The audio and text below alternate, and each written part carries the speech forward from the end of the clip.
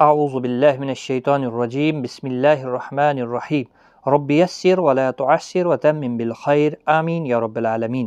السلام علیکم ورحمۃ اللہ وبرکاتہ۔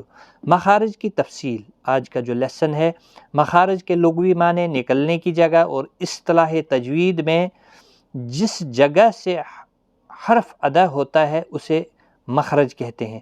اکثر ائمہ کرام کے نزدیک مخارج کی تعداد کل 17 ہے۔ تو مخرج یعنی جہاں سے یہ حروف ادا ہوتے ہیں اس جگہ جہاں سے یہ نکلتا ہے، یعنی نکلنے والی جگہ کو مخرج کہا جاتا ہے۔ اور یہ مخارج کی تعداد آپ نے سن لی۔ اسی طرح سے یہاں پر مخرج کا نام یعنی جو نام مخرج کا ہے، حلقی مخرج، جیسے یہ حلقی 6 ہیں، اسی طرح سے پھر لسانی مخارج، اور اس کے بعد آتے ہیں شفوی مخارج، پھر جوفی مخارج۔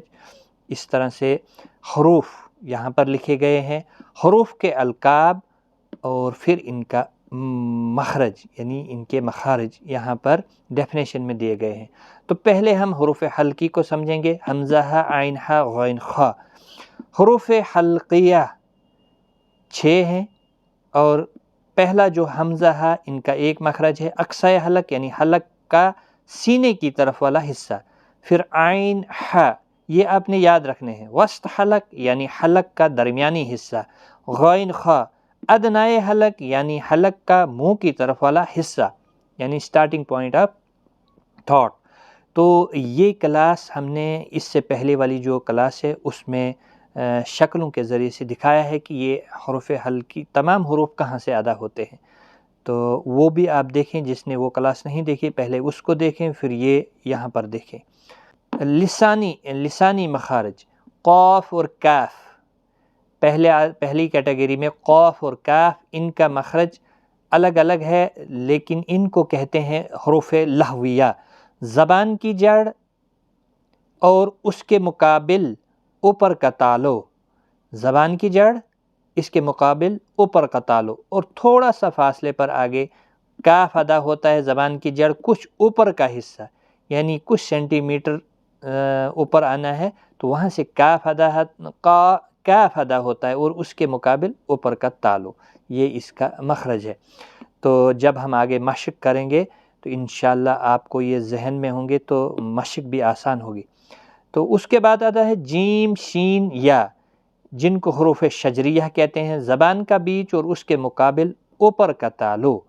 اس کے بعد آتا ہے ضاد، حروف حافیہ اس کو کہتے ہیں، یہ ایک ہی ہے، زبان کی کروٹ اور اوپر کے دھاڑوں کے مسوڑوں سے ادا ہوتا ہے۔ لیفٹ سائیڈ یا رائٹ سائیڈ، ایک سائیڈ آپ نے چھوڑ دینی ہے، داڑیں زبان کو چھوڑ کر ایک سائیڈ زبان دھاڑوں کے ساتھ ٹچ ہونی چاہیے۔ پھر ضاد یا ضاد ادا ہوتا ہے۔ لام، نون اور را، ان کو حروف طرفیہ کہتے ہیں۔ زبان کا کنارہ ایک دواحک سے لے کر دوسرے دواحک تک کے مسوڑوں سے ادا ہوتا ہے۔ اسی طرح سے پھر نون، زبان کا کنارہ ایک ناب سے لے کر دوسرے ناب تک کے دانتوں کے مسوڑوں سے ادا ہوتا ہے، یہ نون کا مخرج ہے۔ را کا مخرج ہے زبان کا کنارہ اور کچھ زبان کی پشت جب ملے ثنائے علیہ اور ربائی کے مسوڑوں سے۔ را، تا، دال، طا، حروف نطعیہ ہے، زبان کی نوک اور ثنائے علیہ کی جڑ سے ادا ہوتے ہیں۔ یہ ڈیفینیشن میں آپ کو بتا رہا ہوں، اور پچھلی کلاس میں نے آپ کو تصویروں کے ذریعے دکھایا کہ یہ کہاں سے ادا ہوتے ہیں۔ ثا، ذال، ظا، حروف لثویہ، زبان کی نوک اور ثنائے علیہ کا کنارے سے ادا ہوتے ہیں، یعنی زبان کی نوک اور ثنائے علیہ کے کنارے، یعنی تیز دھار جو ہوتی ہے دانتوں کی، وہاں سے ادا ہوتے ہیں۔